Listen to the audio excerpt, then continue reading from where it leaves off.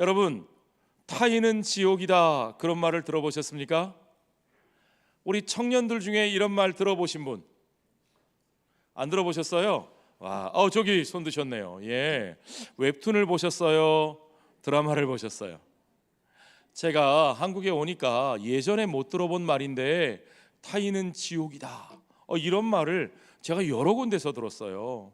한편으로는 공감이 되기도 하고 한편으로는 좀 너무 걱정스럽기도 해서, 야, 언제부터 사람들이 저런 말을 했나 제가 찾아봤더니, 이게 인기 웹툰의 제목이면서 그 웹툰을 가지고 드라마를 만들었더라고요. 언제요? 2019년도예요. 그래서 제가 못 봤죠. 그런데 여러분, 이 내용 아세요? 이 웹툰을 원작으로 한 드라마의 내용을 제가 살펴보니까요, 거기에 부산 청년이 나와요. 주인공이 부산 청년이에요. 부산 청년이 취직을 해서 인턴으로 일을 하려고 서울에 갔어요. 서울에 올라갔더니 집값이 너무 비싸잖아요. 방값이 너무 비싸서 구할 수가 없어서 고시원 생활을 시작했어요. 여기 혹시 우리 청소년들이나 젊은이들 중에 서울 가서 고시원 생활 앞으로 경험하게 될 사람들이 있을 텐데, 고시원 생활을 하면서 거기서 만나는 사람들 한 사람 한 사람 맞닥뜨리는데, 이 사람들이 정말 다 특이한 거죠. 정말 쉽지 않습니다. 301호, 302호, 303호 뭐 하나도 정말 똑바로 된 사람이 없어요.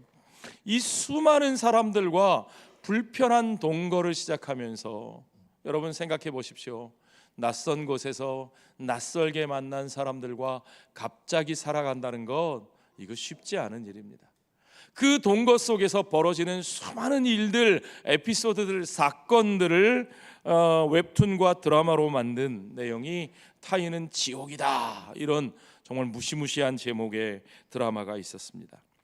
이 드라마의 제목처럼 인간의 삶은 사실 다른 사람들과 함께 하는 과정입니다.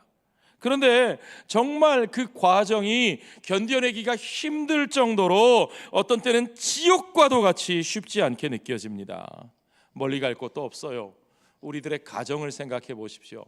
여기 결혼하신 우리 어른들은 결혼 생활만 생각해 보셔도요, 이해하실 수 있습니다. 결혼이라는 건요, 요즘은 누가 강요해서 가는 게 아니잖아요. 좋아하는 이성과 꽤 오랜 시간 교제하고 대부분은 자기가 선택해서 시작한 생활입니다. 그런데도 그런 사람과 함께 살아가는 삶도 우리 장로님들 쉬우셨어요? 쉽지 않으셨어요? 쉽지 않습니다. 예. 우리 여기 어린이들, 여러분 엄마 아빠 같이 살아가시는 게 쉬웠을 것 같으세요? 쉽지 않을 것 같으세요? 예, 묻지 않겠습니다. 그런데요, 하물며 나와 전혀 다른 생각, 전혀 다른 성장 배경, 전혀 다른 생활 방식을 가진 낯선 곳에 낯선 사람들과 나의 의도와 상관없이 얽히고 설키는 그런 삶, 그거 정말 지옥처럼 괴롭기 십상입니다. 정말 그렇게 만나는 모든 타인이 다 지옥이다라고 고백하고 싶을 정도의 삶의 현실입니다. 왜 그러냐? 무엇보다도 인간은 죄성을 가진 존재이기 때문에 그렇습니다. 우리 인간들의 죄로 말미암아 하나님과 친밀하게 교제하던 그 동산으로부터 추방당한 그 순간부터 인간들은 서로를 정죄하고 미워하고 시기하고 살인을 저지릅니다. 거기다가요, 바벨탑의 저주로부터 언어가 달라지죠. 소통이 끊어졌습니다. 이제 서로에 대한 이해가 멀어지게 되고요, 온 땅 가운데 흩어져 살면서 이제 그들은 서로를 형제가 아니라 경쟁자로 여기게 됩니다. 그러다가 결국에는 원수로 적대하고 전쟁과 싸움을 반복하게 됐습니다. 그야말로 여기 우리 청소년들 어떤 철학자의 말인지 혹시 알지 모르겠어요? 만인에 대한 투쟁. 만인이 만인에 대해 싸우는 거예요. 사람 모두가 서로에 대해서 서로 갈등하며 적대하며 싸우는 삶을 사는 겁니다. 자, 언제부터 그렇게 됐을까요? 아담이 하나님의 추궁에 대해서, 어찌하여 네가 말씀을 어기고 선악과를 따먹었느냐 하는 하나님의 추궁에 대해서 아담이 누구를 가리켜요? 자기 아내 하와. 그 아내가 어떤 아내였어요? 이는 내 뼈 중에 뼈요 살 중에 살이라고 고백했던, 둘도 없는 한 몸이라고 고백했던 그 아내를 향해서 손가락질하면서 이 여자 때문이에요 라고 책임을 전가하는 그 모습부터였을까요? 아니면 그의 아들 가인이 그 아우 아벨을 쳐서 죽이고 시기심으로 질투하는 마음으로 쳐 죽이고 하나님이 찾아오셔서 가인아 내 아벨이 내 아우가 어디 있느냐 물으시니까 Am I my brother's keeper? 내가 내 아우를 지키는 자입니까? 형제를 지켜야 하는 그 책임조차 부정하면서 그는 나와 상관없는 사람이라고 관계를 부정하는 그 대답으로 하나님 앞에 오히려 반문하던 바로 그 순간, 그때부터였을까요? 인간은요 타인과 함께하지 않고는 살아갈 수 없는 존재임에도 불구하고, 그렇잖아요 여러분. 혼자 살 수 있어요? 혼자 태어나고 혼자 자랄 수 있어요? 혼자 이 사회를 만들어갈 수 있어요? 그럴 수 없는 존재임에도 불구하고 타인과 함께하는 그 어느 한순간도 평화로울 수 없는, 정말 타인과 함께하는 그 시간이 지옥 같은 순간이 되어버리는 그런 삶을 살게 되었다는 거죠. 자, 이 지옥 같은 혼돈과 싸움 속에서 살아가던 인간들, 그래서요 요즘 많은 젊은이들은 아유 그렇게 지옥같이 살아가느니 차라리 혼자 살고 말지 그러면서 소원이 집에 나가서 혼자 원룸에 사는 게 소원이라면서요. 원룸 살면서 결혼 안 하는 것도 소원이라면서요. 그러면서 평생 혼자 살면 즐거울까요? 아니요 여러분, 그건 대책이 아닙니다. 혼자 살 수 없는 게 인간인데 같이 사는 게 힘드니까 늘 싸움과 혼돈을 반복하며 살 수 없으니까 인간들이 자기들의 머리로 찾아낸 방법은 힘에 의한 평화입니다. 무슨 말이에요? 힘센 자가 약한 자를 제압하는 거예요. 그들에게 자기 중심의 질서를 강요하는 거예요. 그렇게 권력들이 세워집니다. 여러분 어디서든지 그 권력이 있습니다. 심지어는 가정에도 권력이 있고, 여기 우리 어린아이들 학교 공동체에도 거기도 권력이 있을걸요. 여러분 청소년들 아직도 학교에 일진들 있습니까? 아니요. 와 좋은 학교다. 예.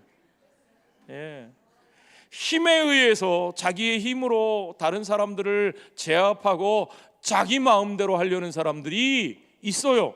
세상엔 그런 사람들이 있어요.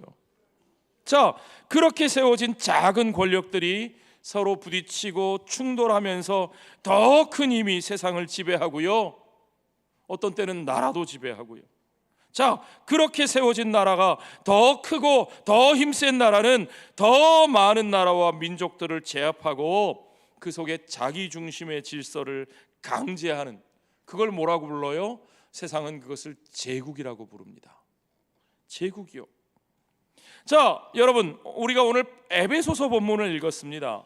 바울 선생님이 쓴 이 에베소서를 기록했던 주후 1세기 무렵의 지중해 지역의 세상은 그런 힘센 나라들 중에 로마라고 하는 제국이 그 힘으로 모든 왕들과 나라들을, 주위의 나라들을 제압해서 그들 나름대로의 평화와 질서를 유지하고 있는 것처럼 보이던 그런 시대입니다. 역사는 그런 시대를 팍스 로마나, 로마의 평화라고 말하죠. 자, 모든 사회의 구조가 이 팍스 로마나의 시대에는 밑에서부터, 가장 밑바닥에서부터 가장 꼭대기까지 완벽하게 힘의 논리가 지배하는 사회였습니다. 힘센 자가 지배하는 거예요. 가장 기초가 되는 가정에서부터 남성, 가부장 힘이 식구들을 지배하고 여자를 지배하고 아이들을 지배하고, 그 가정에서 기본 경제 단위에서 노예의 주인이 노예들을 강제로 부려서 그들의 이득을 취하고, 모든 관계가 그 힘의 관계로 지배하고 피지배당하고, 귀족들, 왕들 더 올라가서는 그 왕들을 힘으로 지배한 황제에 이르기까지 개인과 개인, 나라와 나라의 모든 관계가 힘의 지배로 질서와 평화를 유지하고 있었던 사회였던 겁니다. 여러분, 그런 사회에 살아봤어요? 감사하게도 우리는 지금 그런 사회에 살고 있지 않습니다. 그러나 로마의 평화는 수많은 지배와 피지배, 패권자와 패배자, 억압당하는 자와 억압하는 자의 관계 속에서, 그 속에서 피해자가 생겨요. 희생자가 나와요. 원한과 피와 눈물을 먹고 유지되는 거예요. 자, 우리 청소년들 한번 생각해 봅시다. 그런 평화가 계속 오래 지속될 수 있을까요? 결코 그럴 수 없습니다.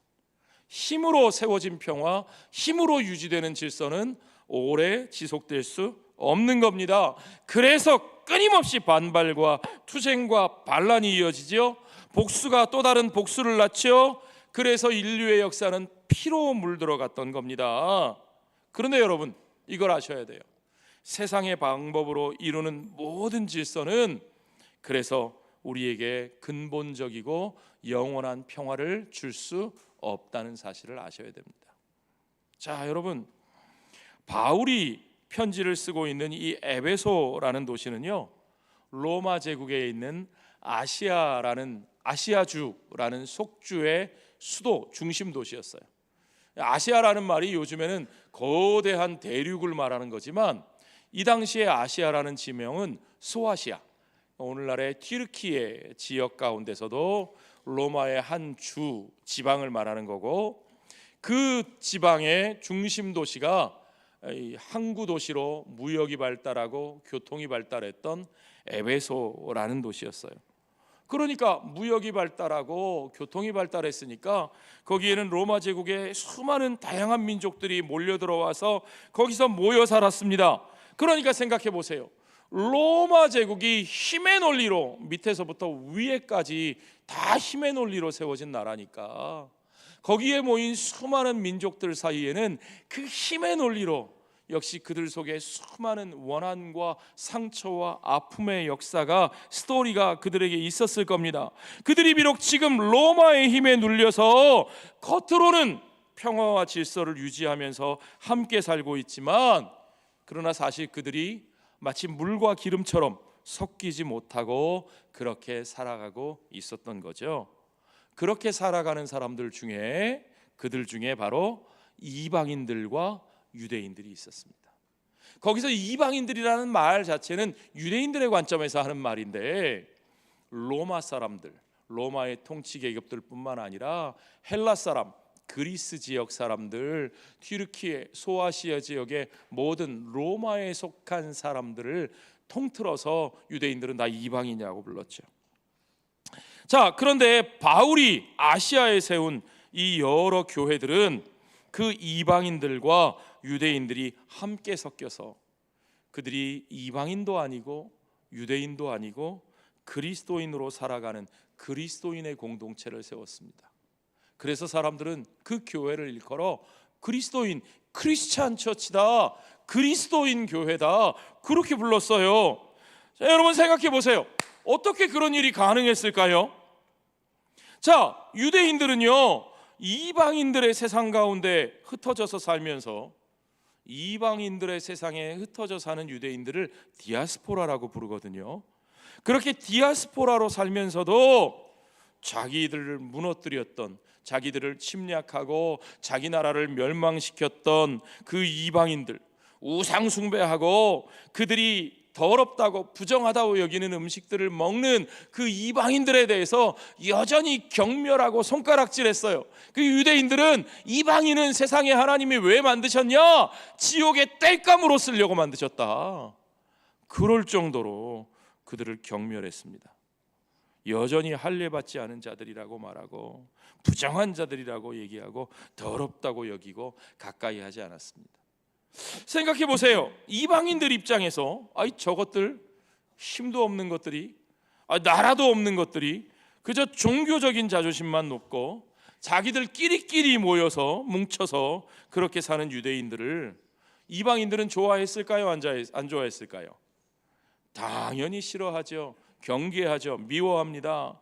여러분, 서양 역사를 보시면 어느 시대에나 어느 나라에서나 유대인들은 그 나라의 골칫거리였어요. 미움의 대상이었어요. 무슨 문제만 생기면 유대인들 탓이다 그렇게 됐죠. 자, 물론 그런 가운데서도 유대교회에 들어왔던 이방인 신자들이 없었던 것은 아닙니다. 이미 구약 시대부터 많은 이방인들이 자기들이 섬기던 사신 우상을 버리고 유일하신 참 하나님 여호와를 믿는 신앙으로 들어오기를 원했습니다. 그래서 신약 성경에는 그렇게 들어온 이방인들을 경건한 자라고 불러요. 자, 그러나 조건이 있어요. 그들이 어디까지나 유대인이 되는 게 조건이에요. 유대인의 규례를 받아들이고 무엇보다도 할례를 받고 유대인으로 변화되는 겁니다.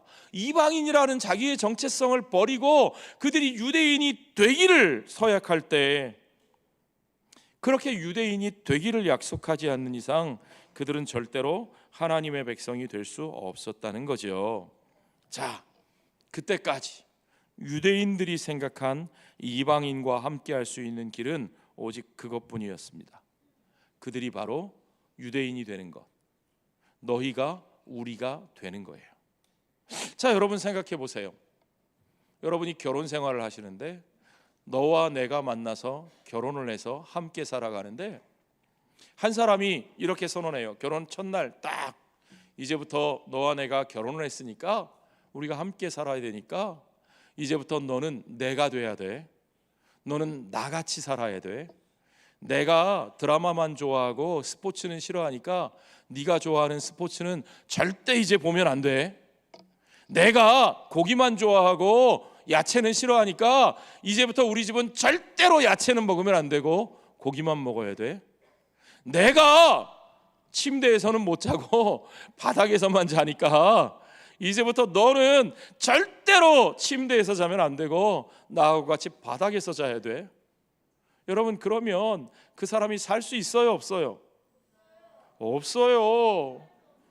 결혼 생활이 성립될 수 없어요. 어쩌면 그렇게 강제할 수 있는 방법은 있을지 몰라요. 힘으로 누르고 강제해서 억눌러서 같이 살 수 있을지 모르지만 그건 노예가 되는 거지. 이미 그때부터 결혼 생활은 아닌 겁니다. 끝난 거예요. 자, 그런데 유대인들이 생각한 이방인이 하나님의 백성이 되는 길은 바로 그런 방법이었어요. 서로 다른 너와 내가 하나가 되는 길은 네가 나의 기준을 받아들이는 거야. 그것밖에 없어. 그걸 관철시키기 위해서 세상은 나와 다른 너를 내 힘으로 제압해서 내가 되도록 하고 나처럼 생각하라고 하고 나처럼 행동하라고 강요합니다. 우리 일제시대에 일본 사람들이 우리나라를 힘으로 지배하면서 너희들은 이제 일본인이 돼야 돼. 그래가지고 한국말도 쓰면 안 되고 모든 것을 일본인처럼 살으라고 강요했던 거죠. 자, 그런 것이 세상의 패권주의고 그런 것이 세상의 제국주의입니다.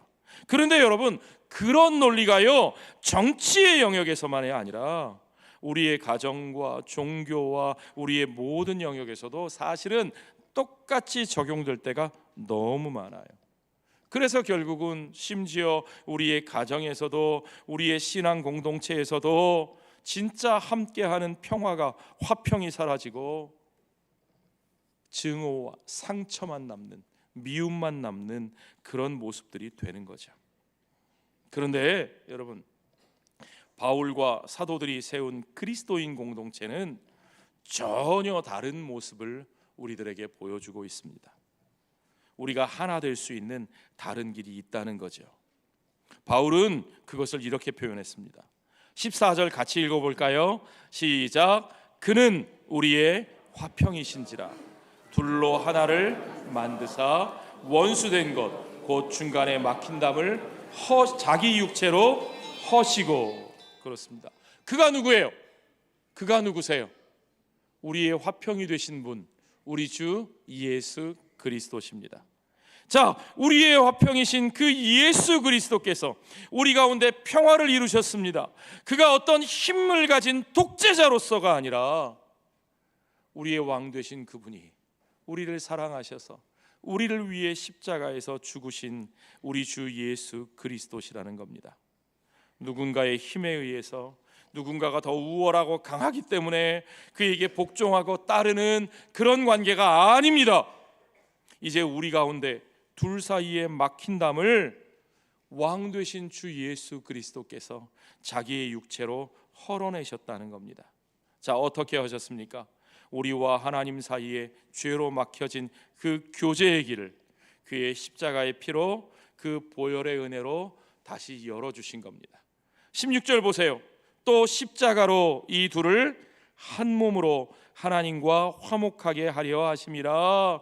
원수된 것은, 서로 원수였던 것을, 우리가 하나님의 원수였던 것을, 그래서 우리 서로가 각각 다 서로에게 원수가 되었던 것을 주님이 십자가로 우리의 죄를 사하심으로 말미암아 그 원수된 모든 벽을 허물어 내신 것을 여러분 믿으시기 바랍니다. 그래서 이제 누구든지 그 은혜 앞에 나아가서 의롭다 칭하심을 얻어 율법의 정죄함이 없는 자유인으로 살아갑니다. 하나님이 우리를 정죄하지 않고 맞아들이셔요. 놀라운 것은요, 여러분, 하나님이 정죄하지 아니하시고 맞아들인 것을 경험한 우리들의 삶은 하나님과의 관계가 회복될 뿐만 아니라 이제 그 용서받은 자가 용서할 수 있게 되고, 이제 받아들여짐을 얻은 자가 남을 받아들일 수 있게 되어서 이제 하나님과의 관계가 회복된 그들을 통해서 우리 서로와의 관계가 회복되는 역사가 일어나는 것을 믿으시기 바랍니다. 그렇습니다. 우리는 그 은혜 안에서 자유인으로 살기에 이제 서로를 정죄하지 않고 서로를 적대하지 않고 그 은혜 안에서 서로를 받아들이고 하나 된 삶을 살게 되는 거죠. 왜요? 주님께서 원수된 것을 무엇으로 소멸하셨습니까? 그분의 십자가로 소멸하셨기에 우리는 서로 다르지만 그리스도 안에서 한 몸으로 살아갈 수 있게 된 것을 여러분 믿으시기 바랍니다. 우리 옆에 계신 분들하고 한번 같이 확인해 볼까요? 우리는 다르지만 함께 살 수 있습니다. 아멘. 당신이 나와 똑같지 않아도, 내가 당신과 똑같아지지 않아도 우리는 서로 다르지만, 때론 많이 달라서 불편하지만 그래도 우리는 그리스도 안에서 한 몸으로 함께 살아갈 수 있습니다. 그렇습니다. 여러분, 그리스도께서는 우리를 유대인으로가 아니라 이방인으로가 아니라 네가 내가 되고 너가 내가 되는 것이 아니라 이제 우리를 한 새 사람으로, 새로운 사람으로 우리를 창조하신 것, 우리를 빚어내신 것을 여러분 믿으시기 바랍니다.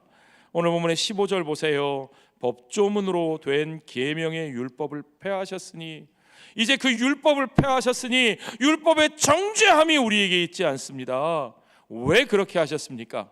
이는 이 둘로 자기 안에서 한 새 사람을 지어 화평하게 하시려고.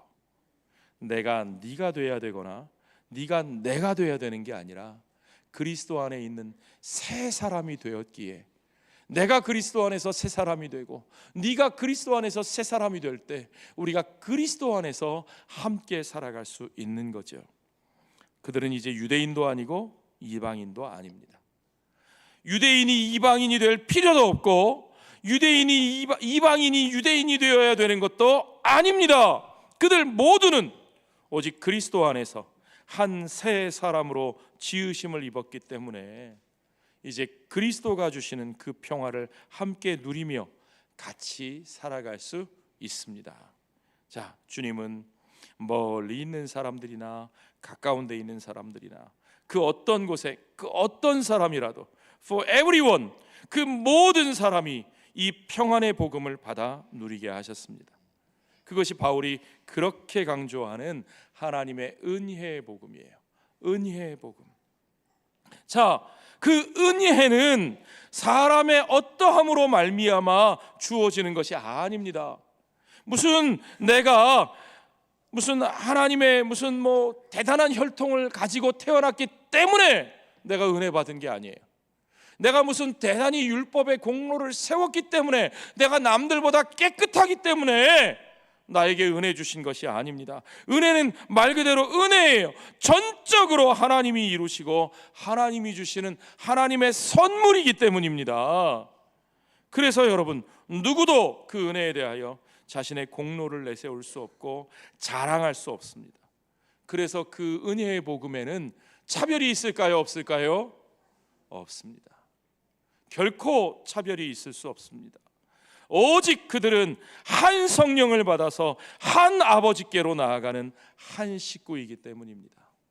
16절을 보십시오. 18절 19절을 보십시오. 이는 그로 말미암아 우리 둘이 한 성령 안에서 아버지께 나아감을 얻게 하려 하심이라. 그러므로 이제부터 너희는 외인도 아니요 나그네도 아니요 오직 성도들과 동일한 시민이요 하나님의 권속이라. 여러분, 이방인들이 교회에 들어오기 시작하니까, 그들에게 세례를 주니까, 여러분, 예루살렘 교회에 있는 바리새파 그리스도인들이 야, 그래도 되느냐, 그럴 수 있느냐 이상하게 여깁니다. 그래도 그들에게 할례는 받으라고 해야 되는 거 아니냐. 이 선교의 역사를 감당하던 사도들이 예루살렘에 모여서 회의를 합니다. 거기서 보고하기를, 아니 그들이 이방인이지만 사마리아에 그들에게 성령이 임하시더라. 저 이방 땅에, 저 로마 사람들에게, 저 헬라인들에게 성령이 임하시는데, 우리가 받았던 그 성령, 우리에게 역사하셨던 그 성령이 그들 가운데서도 역사하시더라. 아, 그렇구나. 그렇다면 하나님이 그들도 받으셨도다. 아멘. 그렇습니다. 그들이 한 성령을 받아 이제 우리와 함께 한 아버지께로 나아가니, 그들이 한 아버지의 자손, 결국은 그들이 우리와 한 식구이구나. 그렇습니다. 세상 사람들은 나와 다른 사람과는 함께 할 수 없어서 그 지옥을 벗어나기 위해 힘으로 강제하고 제압해서 나의 질서를 관철시키려 합니다.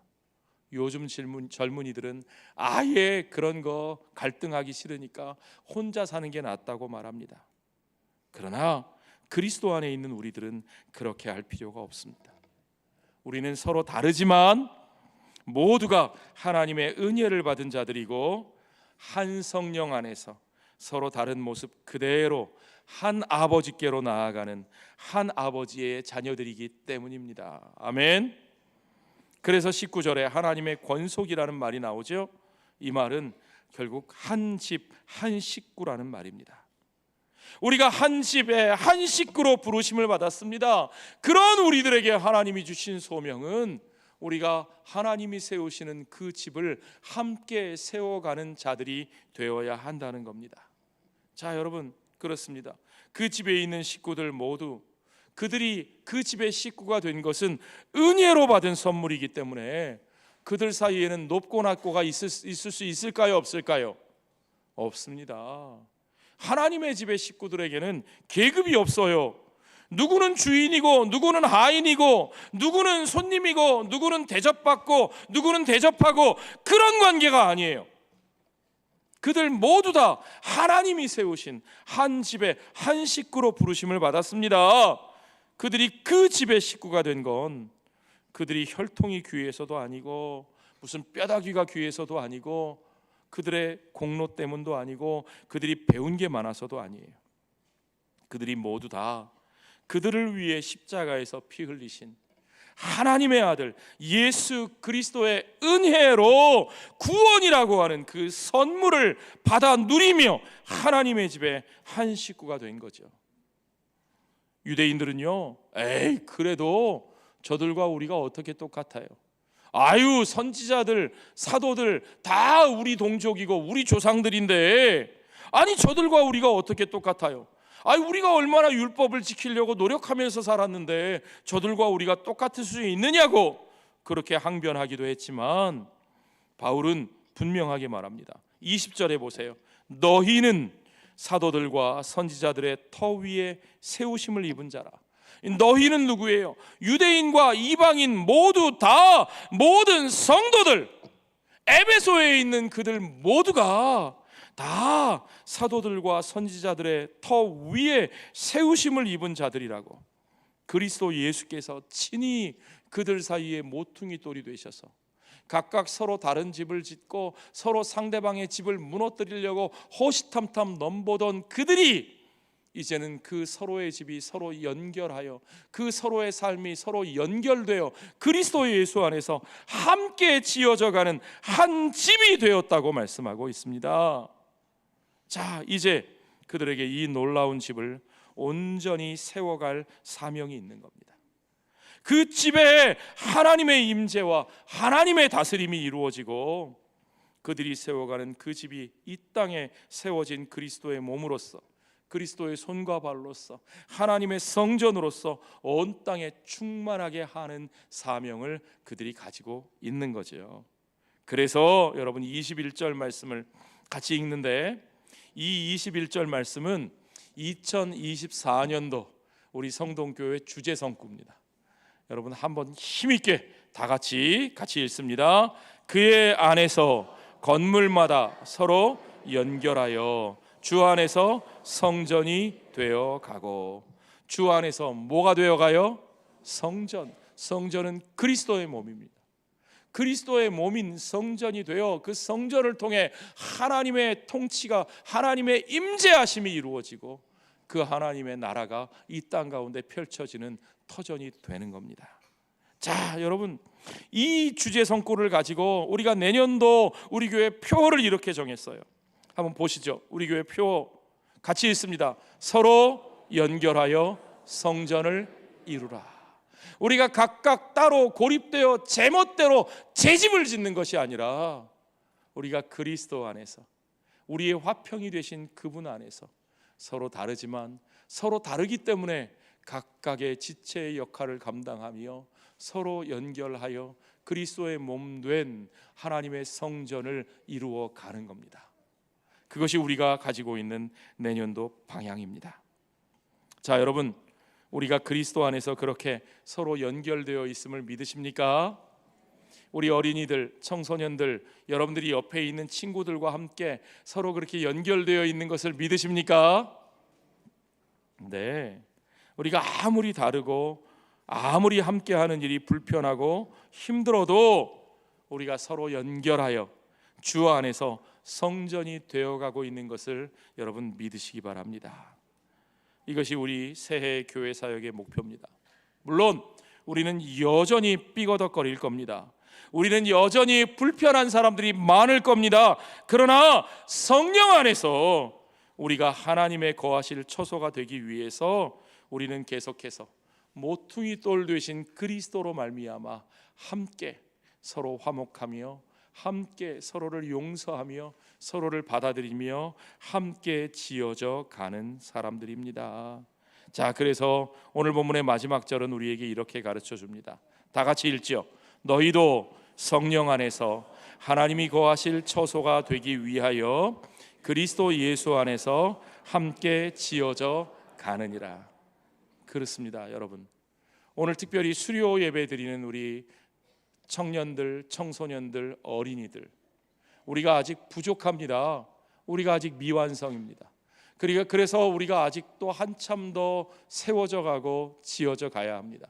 그러나 우리는 혼자 세워져 가는 사람들이 아니라 그리스도 안에서 우리와 함께하는 이 친구들과 함께, 사랑하는 교우들과 함께, 이 형제 자매들과 함께 우리가 함께 지어져 가는 사람들입니다. 여러분, 오늘도 우리가 우리의 삶을 벽돌 한 장 한 장 쌓아가는 것처럼, 그렇게 집을 지어가는 것처럼 함께 세워가야 합니다. 여러분, 우리 젊은이들 아실지 모르겠어요.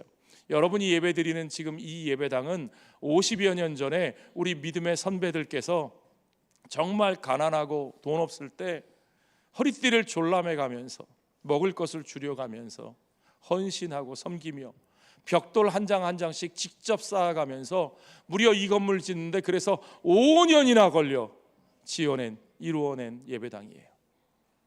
비록 힘들고 어렵고 오래 걸렸지만 그러나 그들이 이렇게 하나님의 집을 지어서 우리가 이곳에서 주의 은혜를 나누며 함께 예배드리는 삶을 누리고 있지 않습니까? 오늘 우리들의 삶도 마찬가지입니다. 우리가 비록 연약하고 부족하고 힘들지만 그러나 함께 한 장 한 장 쌓아가며 함께 찌어져 가는 삶을 살아갈 겁니다. 사랑하는 청소년 여러분, 젊은이 여러분, 어린이 여러분, 여러분들이 이제 학교를 졸업하고 한 단계 더 높은 세상으로 나가면, 특별히 여기 우리 젊은이들 중에서는 이제 고향을 떠나서 먼 타지로 나가는 젊은이들도 계실 텐데, 여러분 그곳에 가면 정말 낯설고 힘들고 나를 불편하게 하는 사람들을 많이 만나게 될 겁니다. 아마 그 속에서 살아가면서 진짜 타인은 지옥이다, 정말 지옥이다, 그렇게 느끼며 좌절하게 될지도 모릅니다. 그러나 그럴 때마다 여러분 분명하게 기억하십시오. 그리스도께서 우리의 화평이 되셨습니다. 그리스도께서 우리를 위하여 십자가에서 죽으셨고, 우리가 이제 그리스도의 용서와 그리스도의 받아주신 은혜로 말미암아 이제는 하나님의 품 안에서 이제가 우리가 모든 것들을 품고 받아들이며 그들을 용서하며 함께 살아갈 수 있는 복음의 능력을 가진 사람들인 것을 여러분 믿으시기 바랍니다. 여러분 그 복음의 능력으로 세상을 이겨내십시오. 세상 사람들이 타인은 지옥이라고 선언하면서 다 그 지옥 가운데서 허우적거리며 지옥의 생활 방식으로 살아갈 때, 우리들은 그 지옥을 천국으로 변화시키는, 하나님의 나라로 변화시키는, 화평케 하시는 그리스도의 복음을 우리의 삶으로 살아내며 그들을 품어주고 용서하며 그들을 변화시켜 하나님 나라의 새 생명의 새로운 관계로 하나 되는 삶의 모습을 이루어가는 저와 여러분 되시기를, 우리 모든 젊은이들, 우리 모든 청소년들 되시기를 주의 이름으로 축원합니다.